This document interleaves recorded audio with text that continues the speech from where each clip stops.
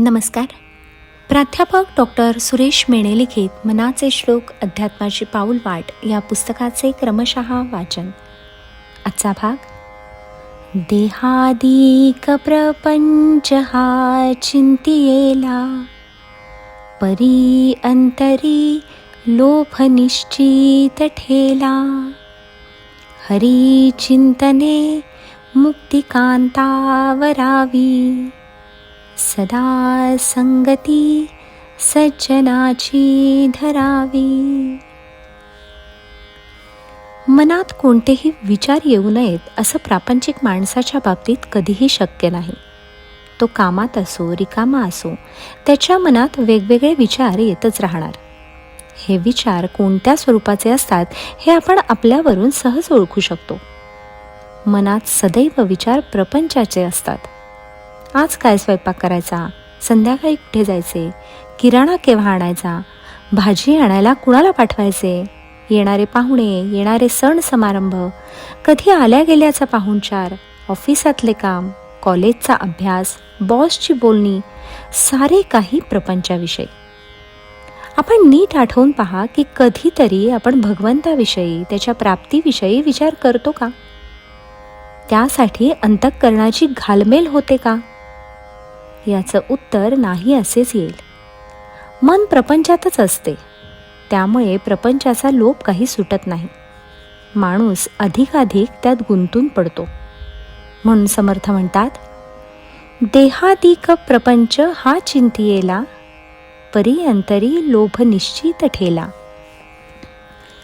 माणसाच्या मनामध्ये कायम प्रपंचाचीच आसक्ती असते. तो अगदी मरेपर्यंत प्रपंचाचाच विचार करीत असतो. देहसुखाभोवती त्याचे मन गुरफटले की तो देहसुखासाठी व देहदुःख कमी करण्यासाठी प्रयत्न करीत राहतो. एखाद्या बुडणाऱ्या माणसाने अधिकाधिक खोल खोल बुडत जावे तसे तो प्रपंचातच गुरफटत जातो. एका आसक्तीतून दुसऱ्या आसक्तीकडे अशी त्याची वाटचाल होते. यावर काहीच उपाय नाही का असे आपणास वाटते. याचे उत्तर समर्थांनी 3ऱ्या चरणात दिले आहे. समर्थ म्हणतात, हरिचिंतने मुक्तिकांता भरावी. याचा अर्थ हरिचिंतनाने मुक्तीची प्राप्ती करावी व तिच्याशीच आपले लग्न लागले आहे असे समजून तिलाच जवळ करावे, तिच्याच सहवासात कायम राहावे व तिचाच विचार करावा.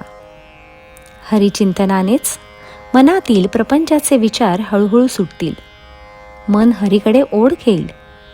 मन प्रपंचापासून दूर दूर जाईल. म्हणजे मग हळूहळू प्रपंचाची आसक्ती कमी होईल. प्रपंचाची आसक्ती कमी झाली म्हणजे मग आपल्याला मुक्तीचा मार्ग सापडेल व मुक्ती आपल्याला लाभू शकेल. यासाठी सज्जनांचा सहवास आवश्यक आहे. सज्जन कसे असतात याचे वर्णन तुकाराम महाराजांनी केले आहे. जे का रंजले गांजले, त्यासी म्हणे जो आपुले, तोची साधू ओळखावा, देव तेथेची जाणावा. मृदू सभाय नवनीत, तैसे सज्जनाचे चित्त. ज्यासी अपंगिता नाही, त्यासी धरीज हृदयी. दया करणे जे पुत्रासी, तेची दासा आणि दासी. तुका म्हणे सांगू किती, तोची भगवंताच्या मूर्ती. म्हणून अशा भगवंत स्वरूप संत सज्जनांची संगती धरावी असे समर्थ सांगतात. जय जय रघुवीर समर्थ.